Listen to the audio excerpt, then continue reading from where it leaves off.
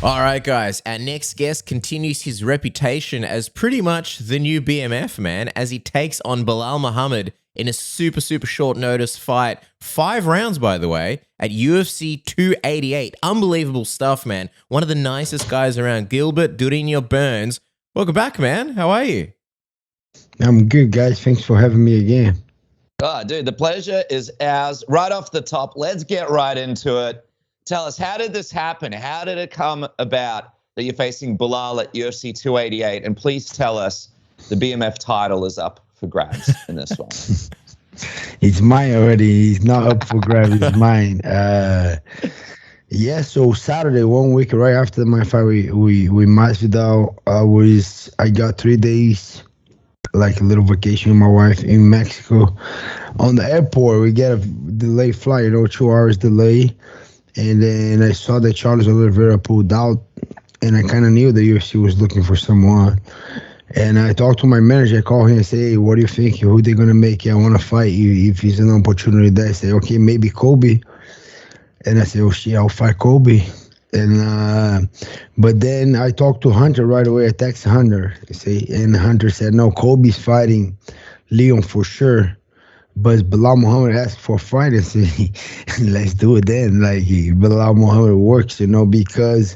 So I have my own thinking, like, before the fight, like, right after my fight, I didn't want to take more fights because I thought that Leon Edwards is going to fight Colby Covington July 22nd in London. So that's what I heard before my fight. But right after my fight, I heard that Leon needs more time. He has a small injury that he was looking forward to October. And back then, after my fight, I would be next. I would be the backup. Everything was good. But then with that delay, like Leon Colby not fighting in July, fighting only on October, is a big gap in there. I don't want to sit down and wait, especially having a guy as Belal Muhammad racing with me to get the title shot. And I heard Kamaru wants to fight, maybe Shavkat wants to fight, and I just think if Belal fights Kamaru or he fights Shavkat, it doesn't matter who wins. This guy has another opportunity to get a title shot on top of me, So I didn't feel comfortable and sit down and wait. Whenever I saw the interview that Leon said, I already, okay, I'm gonna fight. I don't care. And whenever I saw a spot, co-main event available, I just start putting the word out there, and then it took a little while, but now the fight's on, Well, you mentioned it, like you figure out that, hey, I'll fight again. But let's just have a look at this for 2 seconds. You fought at UFC 283 in January. Then you've just fought at UFC 287, which is April. And now you're looking to fight in May, which makes it 3 fights in 3.5 months. And you've got this one against Belal. I mean, how do you turn around so quickly and be able to fight this top level competition in such short? Because, I mean, most fighters wouldn't be doing this. Yeah. We'll see if everything goes good. We'll see. I'm going to have a receipt, but I still got to get that win May 6th. But 2 things, I think, physically, I'm on a way better. I'm in very good shape right now. I changed a lot of bad habits. I cut out any added sugar. I adapt to the cold plunge. I've been doing cold plunge every day for months right now. I changed a lot of my training. I got a PT, strength conditioning coach, that he's kind of like way more focused on recovery, make sure I'm 100% to each session that I do. I changed a lot of things in my sleep, like my hydration, my supplements, my everything I changed, and I felt I'd be feeling a lot better. So that's first. But the hardest thing, I think, to get back-to-back fights and training and fight, I think it's more mentally, because the level that we're fighting is such a high level that I need to get to a zone that I accept. The acceptance level is not something that okay, let's go. No, I got to accept that I might get hurt on these fights in order to get a win, but not hurt like might get knocked down a couple times, might get cut, might leave a piece of me out there. And then when I get to this level, of acceptance of, okay, shit, I might get hurt, but let's go, and put in a lot of work, do a lot of visualization to get that done. Sometimes it's very hard to get out of this place, Sometimes it's not easy to, like, I won the fight, okay, it's over. No, I won the fight against George on Saturday. Sunday, I still, like, whenever I close my eyes and try to lay down, I was back in the octagon, So that's why I spent a lot of time with my family right after. Like, Monday, we went to Disney, to Universal. We spent all day on, like, having fun with the kids, running, doing a lot of things. Wednesday, I went to Mexico. We got a friend of mine that has a hotel there in Tulum. We went there. A beautiful view. When I get close to nature, like that, I can walk on the beach, when I can do those type of things, kind of put me back on the place. But then I gotta go back to this place again. Now I gotta go back, do a lot of visualizations, and imagining myself fighting Belal Muhammad, maybe getting in a bad spot, a bad position, and recovering, going all that for 5 rounds. I think that's the hardest part. It's not physically, it's not getting in shape. I'm in a great shape right now. I can do 5 rounds tomorrow, tonight if I have to. I'm feeling great physically, but mentally is the trick, to go in and out of these zones is not easy. That's a really, really good point. Like, and I appreciate you telling us about the mental side. It's kind of crazy. Like, on the weekend, you're fighting Jorge Masvidal. You zoned in. The next day, you're in Disneyland. You're like a completely different human being. You're in family mode. And then you got to hit that switch again. I get it, man. You're like Batman living, switching between Bruce Wayne and then Batman. I got to ask though, right? Like, why 5 rounds? Why you could have done 3 rounds, right? And people would have already given you credit, like, wow, man, these guys are taking short notice, 2 weeks. But then you made it even crazier, 5 rounds. Why do that? Because now I can get a finish. If I want to solidify myself as the number 1 contender, I got to take this guy out, And then I think I've been asked for 5 rounds, even with the Chimaev fight, with Georgia fight, with Neil Magny fight. I asked for 5 rounds. They didn't give it to me, but this time he asked as well. So it's when he asked it, I said, well, okay, now we're doing 5 rounds. So the only difference is sometimes you don't get compensated the best to do a lot of 5 rounds. Like, if, like, for 2 paychecks, I'm doing 5 rounds. For 2 more paychecks, another 5 rounds. That's 4 paychecks, 5 rounds. If you've been doing only 3 rounds, it'll be 2 paychecks, 2 paychecks. 2 more paychecks, so I don't think we get enough money to do 5 rounds. But for that case, and another thing too, I want to become a champion. Whenever you're a champion, just doing 5 rounds. So it's good to get used to this, and I think it's not a fact, I think if I had 2 more rounds with Georgia, I could put him away, but with Belal Muhammad, I'm putting this guy away, I don't care how many rounds take it, but I'm putting this guy out of there. There's no way he's going to be 25 minutes there with me. So that's the main reason to get 5 rounds, just to put this guy out there, and get a finish. So when you go to the UFC and you say, hey, I'll basically help save this card, I'm guessing you're also at the same time going, all right, 3 fights in 3.5 months, 5 rounds in May. Let's get this title shot secured if I win. Did you say that to them? And what was their response?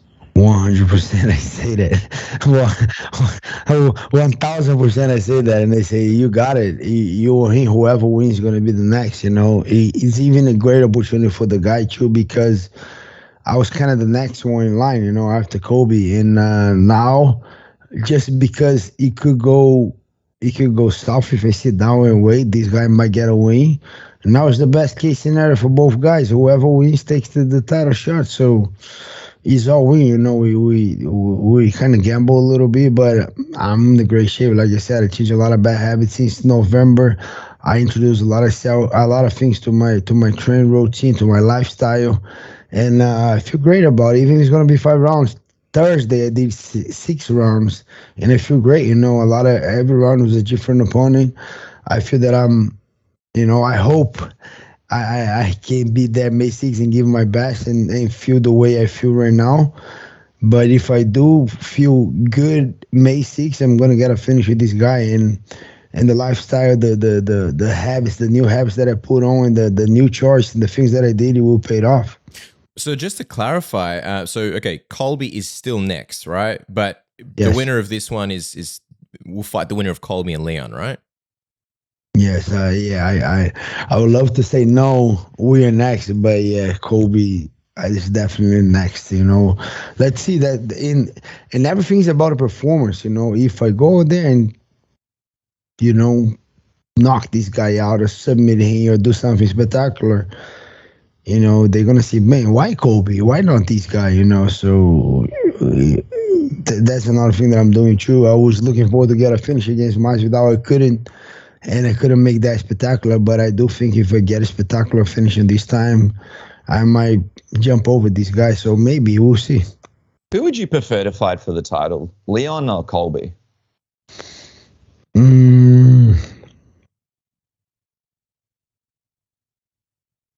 don't know. I think right now, Leon, just because he holds the belt, I think.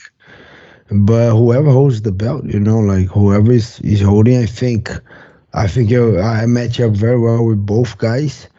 But I don't think I match well with this guy or that guy. I just think I've been looking for that fight with Kobe for so many years that I visualized that fight many times that I think, me personally, I would love to fight Colby. I think that's the matchup that I've been looking for years. Yeah, it'd be a crazy fight. Either one guy. I gotta ask also, like 175 pounds. Belal Muhammad was throwing out 175. Obviously, he's been going through Ramadan and stuff like that. You shot that down, businessman Gilbert Burns. You were just like, no way, man. I love your response because you're like, that's the fight game, brother. Sorry, man, no friends. Why not do 175 though, and you guys would both be comfortable? He don't even ask for 175. He asked for 185. And like I said, I changed a lot of habits. I used to go 200, 205 after camp. Now I'm staying 187, 188, walking around. And this guy now want to go middleweight. Like, I get it. You're Muslim. You're doing Ramadan. But on the same way, I don't care. I'm not Muslim. You do whatever you want. I respect. It's not that I'm talking shit. You do whatever you have to do. But don't ask for excuse. Oh, no, I don't. Oh, I'm Hamadan. I don't care. If you said he was the first one to tweet out, oh, May 6th, let's fight. Okay, let's fight. Oh, but I'm not giving no favor to you. I'm not your friend. Like, if we're friends, we're going out, we're going to do something, can you pay that for me? Yeah, you're my friend, I pay you. You're not my friend, going to a war. Why should I help you and give you anything? I don't care. If you cannot make weight, don't say that you're ready, and he never asked for 175. He asked for middleweight, 185. And I said, no, I'm not fighting. If you really want to fight, it's going to be for number one contender. Just make weight. I get a lot of guys on Ramadan here, like Kevin Lee, he's Muslim. I got a coach with me, Saeed Saparov, he's Muslim too. One of my main training partners, Shamil Nikaev, that guy is Muslim, he's training. I get it, he tried it, but come on, bro. Like, if you really want to become a champion, if you really want the number one spot, I fight anyone, but show up and make weight. Like, in any sport, boxing, kickboxing, MMA, jiu-jitsu, grappling, wrestling, first we make weight and then we fight. Don't ask for help. Oh, can you give me a pass? No, I cannot give you anything. I don't care. I get it. Makes 100% sense. What do you think of Belal, like, as an actual challenge and as an opponent? Obviously, he's riding a big streak. Have you been impressed? And also, how do you think he compares to some of the killers that you've been facing recently? I think he's very tough. He's a good opponent, crazy win streak, doing great. I think he's as dangerous as they come. Like a lot of guys, I faced a lot of tough opponents. If you see my last couple fights, like, the level is just huge. Tyron Woodley, whenever he was just coming from one loss, Kamaru, Shimaev, Wonder Boy, like, we keep Damian Maia, we keep putting a lot of guys in there. I think he's that tough too. He's top 5 for a reason and come for crazy win streak, high volume. He has good cardio. He has guys step up, even though he was asking for a pass, I didn't give him no pass. I make the weight, and we do it 5 rounds. So I like it. The guy is as tough as they come. I know we just spoke about the weight. What if there is a situation where he doesn't make weight? for this fight? What kind of, did you put anything in the contract to stipulate what happens? Because, we've seen it happen before. Guys want to make weight but can't. I think he's gonna make weight. I saw there he was in Miami when for Masvidal. I was doing the weight cut in the room. He was training in the same room. He doesn't look that big. That's why too. I don't want to give no. I know he can make weight. He was just maybe being lazy or whatever. But I know he can't make weight. So that's why I no, come on, don't be lazy. Go run and make weight. Just you're in Ramadan, you're fasting already. Like let's go. Best time that you're not eating too much. Let's freaking fight. Yeah, 100%. I think he'll make weight. I think he'll be fine. But if not, can always do the old shaving of some hair to make the weight, as people have done in the past. Speaking of which, mind your manholes, everybody. There's nothing more annoying than having your hairs in your nose or in your ears, weighing you down in life. I'm not gonna lie. The other day I was driving and I realized I hadn't shaved my nose hairs in ages, and they were poking out. And for me, they always mix with my mustache, and it's very annoying, and I was about to rip them out. And I thought, hang on a second, I've got something for this. I got home, my brand new Weed Whacker 2.0 from Manscaped came in, the free one. I don't have it with me right now, but it was already charged straight out of the box, ready to go. Bang, stuck it in my nose, and I feel 1,000% better now. I can breathe better, and no more of those annoying stupid hairs that mix in with your mustache. It's the new version, the 2.0. It's got the 7,000 RPM motor that you've come to love from the Lawnmower 4.0 itself. It's got the skin-safe technology now, which helps reduce nicks, snags, and tugs. It's also cordless, rechargeable, the battery with up to 45 minutes of runtime. And best of all, it comes in the Performance Package 4.0 and the Platinum Package 4.0, so you don't have to worry. If you get either of those packages, which are the best value for money, you will be nose hair free and ear hair free. Isn't that right, Dennis? That's right, man. I was opening up one of my Manscaped boxes just the other day, and I just can't get over the fact of how nice the presentation is and how much of an experience it is anytime you open a product from those guys. The guys and gals out there listening, looking for a present or a special moment for their partner, don't look past Manscaped, because it's a multi-experience level where not only do you get a great product, but it's a hilarious packaging, awesome experience opening for the first time. And you guys get 20% off if you use the code word submission, plus free shipping today on all the amazing Manscaped products, Cass. By the way, while you're doing your shopping online, don't forget that you can actually pay less money for the same things if you make your computer think that you're in a different country. For example, you want to buy Netflix, great. Switch your geolocation to Mexico, and then you're going to pay less for the exact same Netflix. How do you do that? With our good friends at NordVPN. That's what Dennis did with the NBA League Pass. NBA season, baby. Dennis wants to watch the playoffs, but he doesn't want to pay Australian prices, so he changed his computer to Malaysia or Philippines, somewhere where the currency is not quite as strong. And then he paid for that sweet NBA League Pass, but paid less money. Works for flights, works for all sorts of different things. And best of all, it opens you up to different catalogs in other countries. BT Sport, they have the great coverage of boxing, the Dan Hardy Breakdown Show, all that good stuff. Oftentimes you can't watch it because you're not in the UK, or at least your computer thinks you're not in the UK. So with one touch of a button, you are now in the UK, according to your computer, and you can watch all sorts of stuff. Superb stuff. Isn't that right, Dennis? That's right, man. I was trying to check out some footage of the Tank Davis finish. Didn't get a chance to watch it live. And boom, Twitter block, geo blocks, of course, all the finishes in this country. But not a problem for me, because I turned on my trusty NordVPN and bang, was able to check out all those great shots of that crazy liver shot, body shot. And you guys can check out all the stuff that you need to on the internet, save some cash, and get that premium American Netflix by going to nordvpn.com/submission. Get a huge discount off your NordVPN plan, plus 4 additional months for free. And by the way, it's completely risk-free with Nord's 30-day money-back guarantee. Why not try it today? Take our word for it. And by the end of it, you guys are going to be so in love. You'll be happy to jump onto this deal. Cass, it's just a no-brainer, isn't it? 100%. Gil, just going back to you, man. I know you're going for that next title shot, or sort of the next number one contender. But what do you want to show here, like in this fight? What do you want the story to be once it's all said and done? I just want to finish these guys. I think no one did that on the highest level. I think Cowboy Cerrone was the pioneer doing that, fighting anyone at any time. But I think he wasn't a top 5 back then. He wasn't fighting the guys in the ranks, the top 5 guys in the world. I don't think he was doing that. So I'm just proving again that I fight anyone at any time.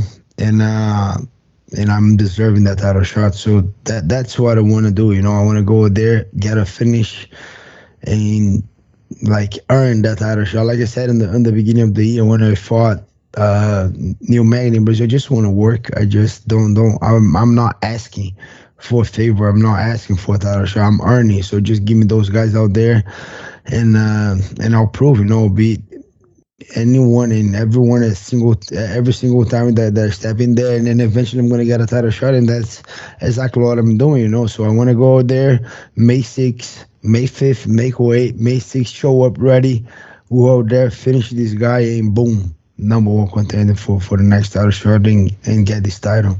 Man, I can't wait. Hey, just quickly, I know you're used to basically fighting 100 times a year. How tempting would it be for you if you get this finish to be the backup fighter in October? Would you consider it, or would you? For sure, I'll be the backup, because a lot of things can happen. You know, a lot of things can happen in this sport. You know, it's a crazy sport.